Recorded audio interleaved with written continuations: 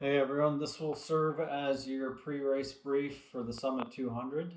First of all, thanks for joining us for year two of the Summit 200.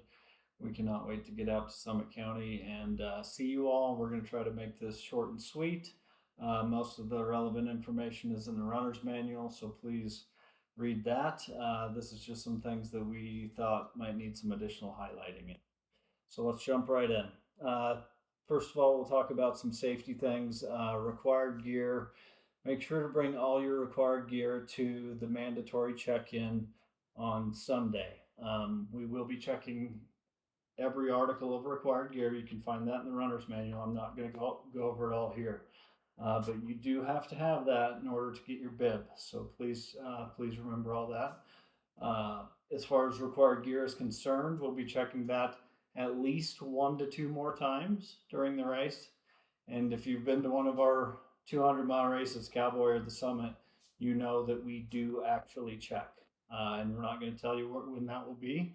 But those things are required for our permit by the National Forest Service. Um, they're required for safety because, as you all know, weather can change very rapidly in the mountains. It could be 65 degrees above tree line, and then an hour later it could be below freezing. So the required gear is there for a reason. You absolutely have to have it. And lastly, it's just fair that everyone has to carry the same required gear, right? So we're not going to mess around with it. Make sure you have it, and you have it at all times. As far as weather is concerned, probably the biggest threat on the course is lightning because you're above tree line on several different occasions. If there is a weather related incident with lightning moving into your area, make sure to get below tree line as quickly as possible using our route. Don't don't go off and find your own route, but use our route. Get below tree line as quickly as you can, and even if that means you need to go backwards. I think that's it for required gear and safety. Okay, I'll talk real quick about your GPX files. We do have one last file to update, and that's going to be the Lodgepole to Fringe Pass section. That's because we know that the National Forest map overlay does not properly reflect what the trail actually is on the Colorado Trail section there.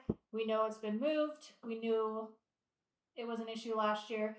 We're going to go fix it tomorrow, and we should have that updated tomorrow evening. We want everyone to be aware of how to use their GPX files, how to look at them, how to read them, how to know where you are, and orient yourself on the course. We had a lot of marker tampering last year. A lot of markers were taken down, a lot of them were moved.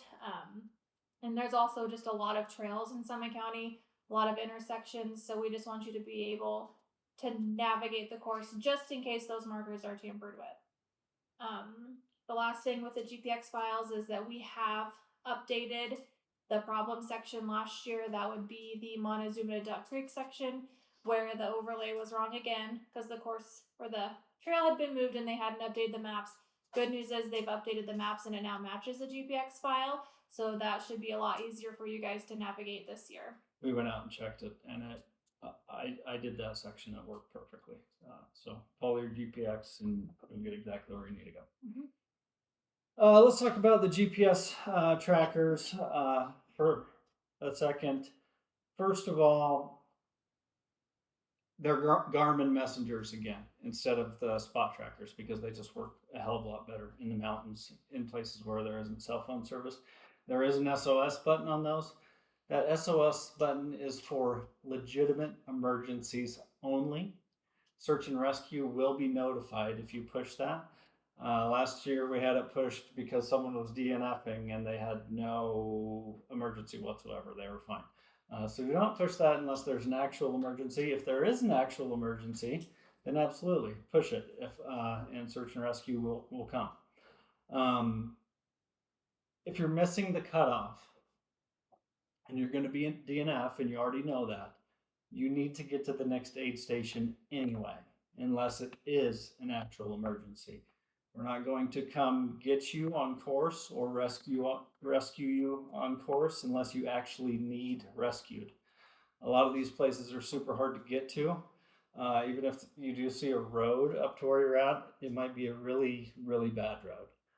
So just because you're tired doesn't mean that we're going to come rescue you. You need to get to the next aid station. Cell service is very sparse on the far side of the course. So just keep that in mind. You're going to have the Garmin messengers. We're going to be able to see where you're at, but we might not be able to reach you with a text or something like that. So just be confident that you can get to the next aid station when you leave the aid station. That said, if we do absolutely need to reach you, we can actually send you a message on that Garmin messenger. We will try a cell phone as well. But like I said, on the backside of the course, a lot of that will not work. You won't get a text. The only reason we would actually reach out to you on the Garmin messenger, there's two reasons. One would be if severe weather was moving in your way, we would try to warn you of that. And the other reason would be if you're off course. So if you hear your messenger beeping, look at it, see if there's a message on it. It'll say one of those two things. It's not going to be a very long message because we can't send you a very long message on it. If it says off course, then we're not really going to be able to explain to you how to get back on. But you just need to retrace your steps the way you came, look at your GPX file, and you should easily be able to figure out where you got off course doing that. And if it's weather, we'll just say severe weather moving in on your area. If you're above tree line, that means you need to get below the tree line. And if it is a situation where there's severe weather in an area, we do have the option, and that's part of our permit as well, that we can hold runners at the aid station until that severe weather has passed. And if that's something we have to do, that's what we will do. And the aid station captains are aware of it, and we can communicate with them as well. Yep. And keep them updated on that information. Yep. Markings. So we have course markings, little similar to this year than as last year. A little different as well. We still have flags with reflectives on them. These are specifically just going to be used above tree line. You probably won't see them anywhere else on course. Then we've got clothespins with ribbon. Some this color, some this color. They all have reflective. They all have reflective on the clothespins. And then we have signs that are only at critical turns. They're half a sheet of paper with reflective on them as well. Those are only at critical turns and where the course doubles back on itself for an out and back to an aid station or something like that, so you don't get turned around there. We have almost doubled the amount of markings that we're going to put out this year. And we have actually made the ribbons longer as well, so they'll be more frequent and hopefully more visible. That said, it doesn't do anything if they get tampered with and taken down. So your first thing you should look at is your GPX if you don't see any. Let's talk about crew for a second. As far as Montezuma is concerned, that is a pretty sensitive area for us because it is in town Montezuma, really small town, quiet town, and they want to keep it quiet. Sorry, I've got a little schnauzer bugging me here. No crew is allowed in Montezuma at all. It's a crewless aid station anyway, but we don't even want crew driving through Montezuma. Also, as far as runners are concerned in Montezuma, make sure to put your headlamps down when you enter town and respect the quiet hours. We have to be quiet in that town as well. Going back into the crew cannot park on any roads. That has to do with our National Forest permit and Summit County permit. You have to park in designated areas or lots at all aid stations. Never park on the side of the road. Just some miscellaneous things here. We will have, because we've changed our course a little bit, we have actually made it quite a bit more accessible for us. There will be a porta at every aid station this year except Hall Valley, so you don't have to deal with those crappy camping toilets. at Hall Valley, there is a restroom a quarter of a mile away at the Valley Campground. That said, we will also have one of those pop-up toilets there. As far as using the pop-up toilets is concerned, it is not a volunteer job to take care of your poop. It's your job to take care of it. So when you enter the pop-up toilet, you put your own bag in, you put your own packet in, and then you take your bag out and you throw it in the trash. There'll be a separate bucket. Yep, there will be a separate bucket there. And we'll throw instructions on the door. But it is not a volunteer job. We don't want our volunteers having to deal with that. It's a lot easier for you to deal with your own poop than it is for someone else to deal with your poop. So, also when you're on course, you must use a wag bag if you cannot bury it. Do not just poop on the ground and leave it there. That will get you disqualified if we find out. And they are very picky about that in these areas. It is required for our permit that you do that.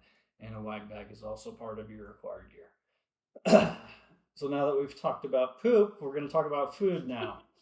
I guess we probably should have put those in a different order, but food is mainly going to be made to order at aid stations. We don't have that many people. People are going to be super far spread apart. So just let them know what you need. We'll have a little menu there, and the aid station people will tell you what they can make you. But we'll have plenty of stuff. We're not going to run out of anything. If you have dietary restrictions, just remind the aid station people of what they are. We'll have something for you. Also, on the topic of aid stations, there's no electricity at any aid station on the entire course. So that's one of the reasons we require you to have a little 500 mAh battery, 5,000 mAh battery, so you can recharge some of your devices on course, because you really need to have that GPX the whole time on course, obviously. That said, we will have large battery packs at every aid station that you can use if necessary to recharge your GPX devices. That's for runners only, not for crew. I think it's your turn. Just a few more miscellaneous items. Unfortunately, it's been a really, I guess, good and bad. It's been a low snow/moisture year. I mean, snow should be less on the course, but that also means that there is a fire ban along the course, everywhere on the course, so there aren't any campfires allowed this year.